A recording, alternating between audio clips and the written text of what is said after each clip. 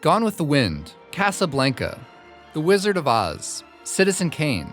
These are some of the most beloved films in the history of American cinema, but they all share something else in common. They were all censored by the Catholic Church. In fact, for decades, there's a good chance you didn't see anything in a Hollywood movie unless the Catholic Church wanted you to. Hollywood in the late 20s was chock full of films about pirates, lovers, and monsters.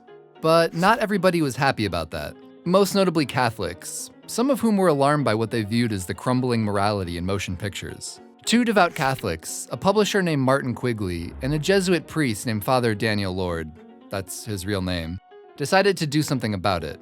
In 1929, they wrote the Motion Picture Production Code, a set of proposed moral guidelines for movies. It prohibited such things as nudity, indecent dancing, and ridiculing religion, while requiring the promotion of Roman Catholic values where good triumphs over evil and immoral behavior is punished. There were also slightly less folksy provisions, like barring romance between different races, as well as white slavery. Yikes. When the Big Five studios, Warner Brothers, Paramount, MGM, Fox, and RKO, received the guidelines, they agreed to them.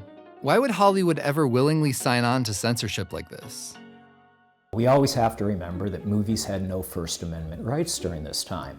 And that meant that any individual state or municipality, or by extension the federal government, could censor motion pictures. This is Thomas Doherty, and these are his slippers. There are real fears in Hollywood that Roosevelt's New Deal government, which is proliferating government agencies with great abandon, is going to create a federal censorship agency to censor American movies. Studios chose to adopt it voluntarily, hoping that it would deter government interference. But then in 1930, the Great Depression hit. Following the economic downturn, movie attendance tanked, and studios scrambled to do whatever it took to sell more tickets. And what sells tickets? Sex, violence, and big-ass goblets of booze. So for a period of 4 years between 1930 to 1934, Hollywood studio films were pretty crazy.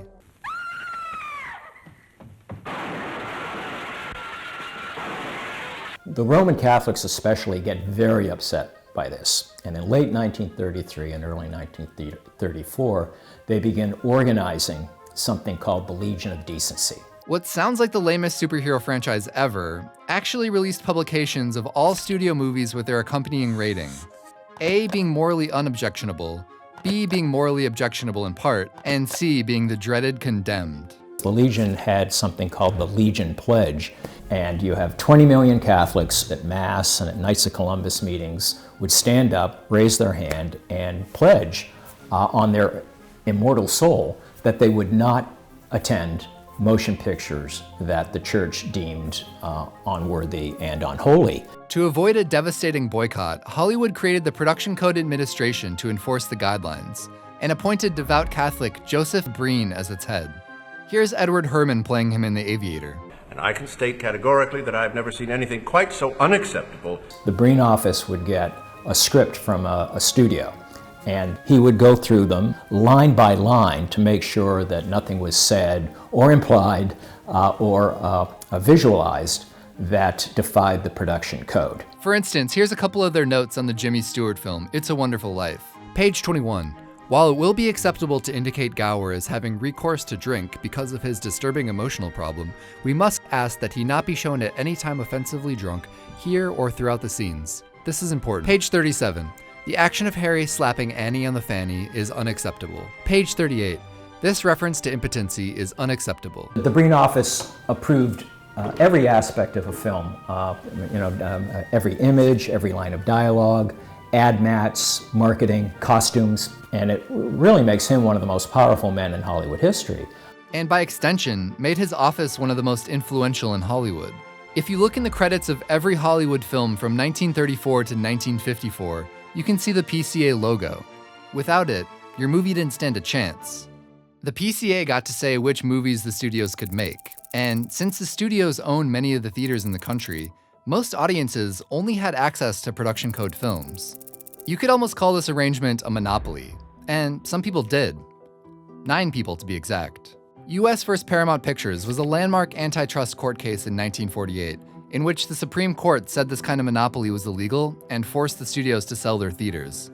Since the studios could no longer control what was shown, it opened up the floodgates for independent and European films, neither of which needed to abide by the code. The PCA quietly existed until 1967, when the Motion Picture Association of America took over, and American film switched over to a rating system. So I always see the code as something that's not good or bad, but something that is inevitable, and that allowed them to create a lot of great art. I mean, if you look at the movies made under the production code, I mean, we're talking about what? Hundreds of marvelous, creative works of art that people still look at today.